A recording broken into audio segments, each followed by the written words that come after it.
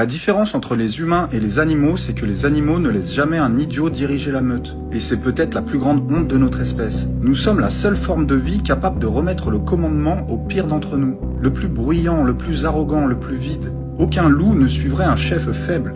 Aucun lion ne suivrait un lâche. Mais les humains, eux, applaudissent, déifient et défendent ce qui devrait être ignoré. Le problème, c'est que lorsque l'intelligence se tait, la stupidité prend le trône. Et elle règne avec conviction. Les animaux suivent l'instinct, nous suivons les apparences. Ils suivent la force, nous suivons le discours. Ils reconnaissent le leadership et nous confondons le cri avec l'autorité. Les résultats sont prévisibles, un troupeau sage et une société perdue. Peut nous aider. Quand on est engagé, la peur s'estompe. Quand on n'est pas engagé, la peur occupe le lieu qui devait être rempli par l'engagement. Je pense aux sportifs engagés, je pense aux militaires engagés, je pense aux femmes engagées dans leur ménage, engagées dans l'éducation de leurs enfants. Elles n'ont pas peur. Elles n'ont pas peur. Les engagés n'ont pas peur. Et si nous, Église aussi, nous étions engagés, nous n'aurions pas peur.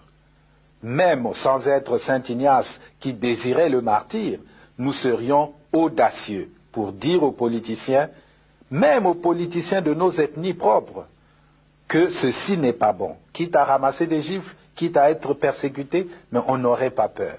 Je pense que la peur, c'est l'expression d'un vide, d'un manque d'engagement. Et donc, d'un manque d'amour. Parce que celui qui aime ne peut pas ne pas s'engager. Quand on aime Dieu, on s'engage. Quand on aime la nation, on s'engage. Quand on aime les autres, on s'engage. Quand on n'aime pas, pourquoi s'engager? La peur n'est pas ton ennemi, c'est le signal que tu dois passer au niveau supérieur. Chaque fois que tu ressens de la tension et de la pression dans ton ventre, sache que la vie t'alerte pour te prévenir que c'est là que débute ton nouveau niveau.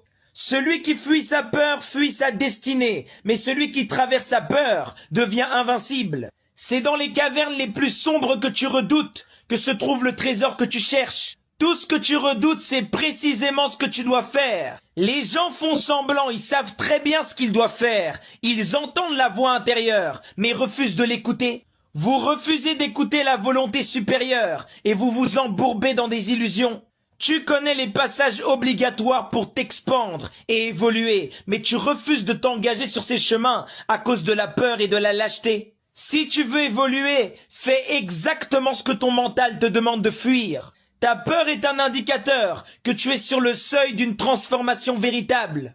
Si tu refuses de faire ce qui te fait peur, la peur va finir par te dévorer. Une peur non affrontée, non transmutée, devient une angoisse. L'angoisse devient une prison, et la prison devient ta vie entière. Quand l'angoisse devient ton fast-food préféré, ça sert plus à rien de parler d'ennemis, tu es ton propre bourreau. Traverser la peur, c'est mourir pour renaître. À chaque fois où tu te dis que j'ai peur, mais je le fais quand même, sache que tu enterres ton ancien toi et tu révèles ton identité véritable, ton être de lumière. La peur, c'est le feu de la transmutation. Si tu la fuis, tu restes du plomb, mais si tu la traverses, tu deviens de l'or.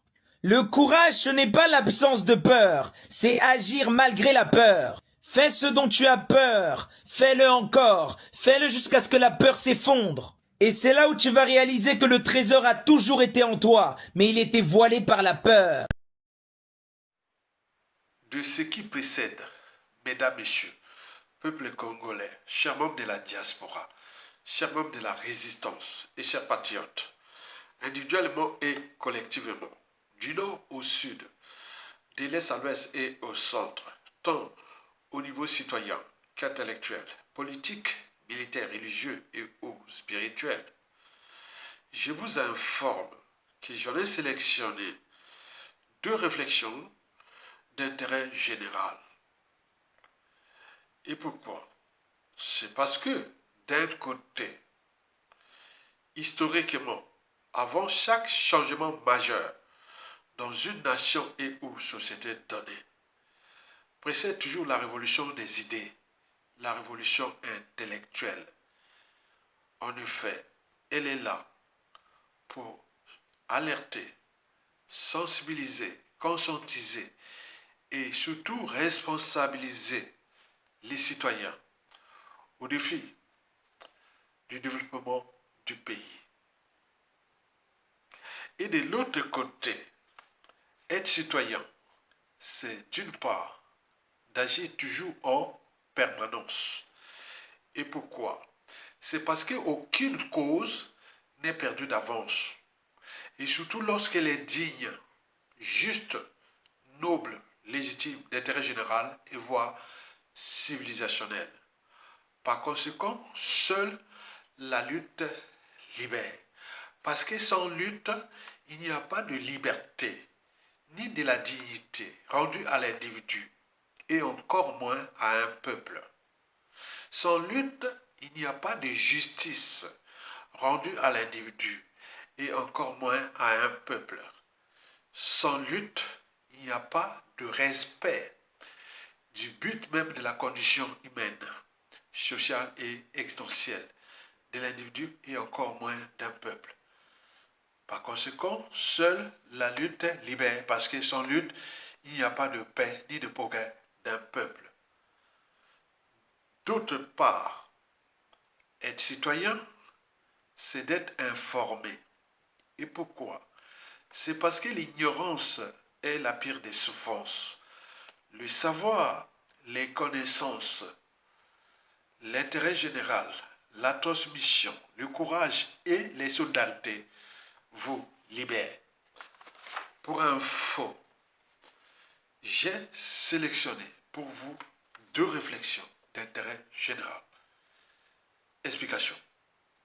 La première réflexion sur 2 concerne l'état clinique de notre pays, qui beaucoup de citoyens ou de compatriotes s'inquiètent de la fin de la dictature de Sassou Nguesso qui s'annonce ou qui se décide. Beaucoup on parle déjà que nous allons perdre notre pays. Certainement pas. Nous n'allons pas perdre notre pays.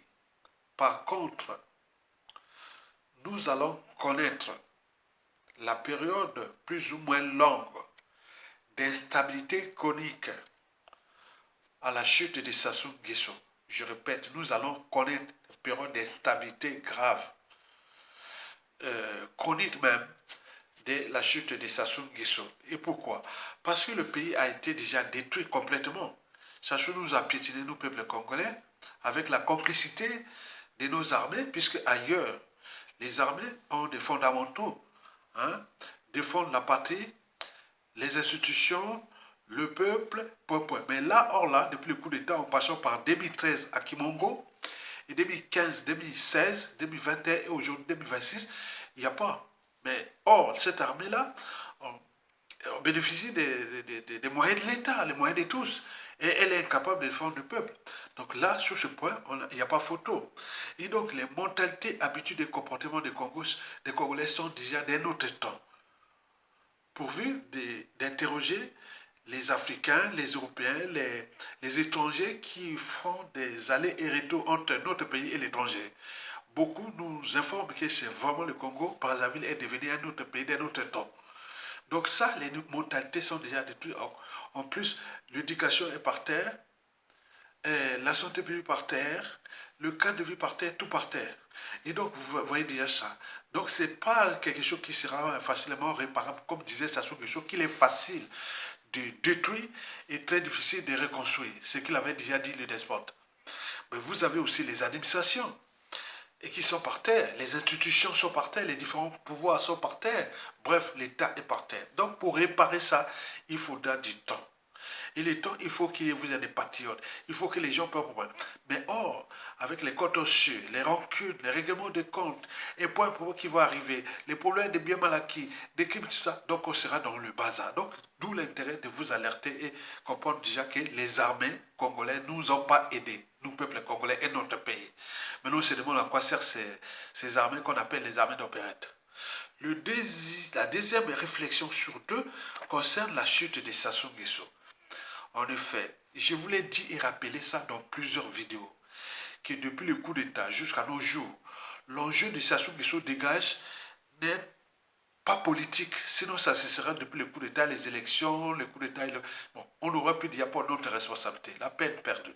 L'enjeu de Sassou Nguesso dégage n'est non plus économique. Parce que nous sommes passés d'un pays en voie de développement et qui devait être pays émergent en 2025, peine perdue. Et là, le processus de carbonisation, de somalisation et d'haïtisation est en cours. Donc, ça sera difficile. Donc, ce n'est pas ça qui fait que nous serons là dans la rue ou un coup d'État, sinon ça se saurait. Au niveau social, par hasard, parce que nous sommes niveau social pareil, parce que le Congo, les Congolais vivent maintenant comme des rats, des cafards, et voilà. Donc, vous imaginez. Donc, sur le plan politique, économique, social, même humanitaire, ce n'est pas ça qui va faire qu'on soit dans la rue. Maintenant, il faut imaginer les scénarios. Et donc, j'en ai sélectionné pour vous quelques scénarios. On regarde ce qui s'est déjà passé. Donc, on s'est dit que, historiquement, les coups d'État en Afrique centrale, c'est les Bantous, c'est toujours venu de l'extérieur. Ce n'est pas nous-mêmes comme on le voit au Mali, au Burkina Faso, au Niger et à Madagascar. Sinon, ça se saurait. Donc, on se prépare peut-être à un scénario de type 2021 au Guinée-Conakry. Vous le saviez, de Doumbouya qui avait évincé Alpha Condé. Bon, il y a eu aussi le scénario de 2023 au Gabon avec Oligui Nguema et le scénario de 2025 au Guinée-Bissau. Donc ça, ça couvre plus de 2 tiers des scénarios à venir. Et ça se dégage.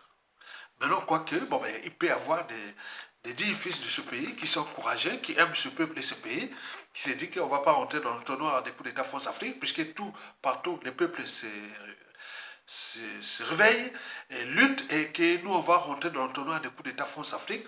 Et là, à ce moment-là, on en a perdu. Mais quoique les gens peuvent passer les scénarios des coups d'État qui s'est passé au Mali, au Burkina Faso, au Madagascar. Quoique, peut-être que d'ici peu, il y aura quelque chose qui va se passer. Donc, tout est à suivre. Et écoutez la vidéo du courage et j'y reviendrai dans les prochaines vidéos. Tokolonga, à bientôt.